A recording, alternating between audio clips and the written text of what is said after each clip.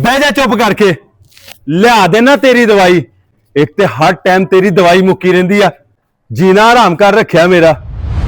ਯਾਰ ਰਜ਼ਾ, ਤੂੰ ਆਪਣੀ ਮਾਂ ਨਾਲ ਕਿਸ ਤਰ੍ਹਾਂ ਗੱਲ ਕਰ ਰਿਹਾ? ਕੁਛ ਤੇ ਖਿਆਲ ਕਰ। ਉਹ ਭਾ ਮਾਜਦ, ਇਹ ਸਾਡੇ ਘਰ ਦਾ ਮਾਮਲਾ ਵਾ। ਨਾਲੇ ਆ ਮੇਰੀ ਮਾਂ ਵਾ, ਤੈਨੂੰ ਵਿੱਚ ਬੋਲਣ ਦੀ ਕੋਈ ਜ਼ਰੂਰਤ ਨਹੀਂ। ਵਿੱਚ ਕਿਉਂ ਨਾ ਬੋਲਾਂ? ਉਹ ਮਾਵਾਂ ਤਾਂ ਸਭ ਦੀਆਂ ਸਾਂਝੀਆਂ ਹੁੰਦੀਆਂ। ਜਿਸ ਤਰ੍ਹਾਂ ਤੂੰ ਆਪਣੀ ਮਾਂ ਨਾਲ ਬਦਤਮੀਜ਼ੀ ਕਰਨ ਡਿਆ ਨਾ, ਸਾਡਾ ਹੱਕ ਬਣਦਾ ਕਿ ਅਸੀਂ ਤੈਨੂੰ ਸਮਝਾਈਏ।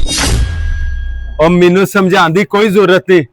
ਉਹ ਇੱਕ ਪਰੇਸ਼ਾਨੀ ਮੈਨੂੰ ਇਹ ਆ ਕਿ ਇਹਦੀ ਹਰ ਟਾਈਮ ਦਵਾਈ ਮੁੱਕੀ ਰਹਿੰਦੀ।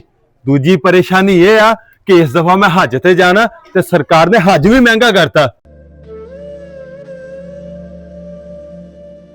ਓਫੋ, ਲੋਕ ਜੰਨਤ ਦੀਆਂ ਚਾਬੀਆਂ ਗਲੀਆਂ 'ਚ ਰੋਲ ਕੇ ਮੱਕੇ ਹਜ ਨੂੰ ਤੁਰੇ ਜਾਂਦੇ।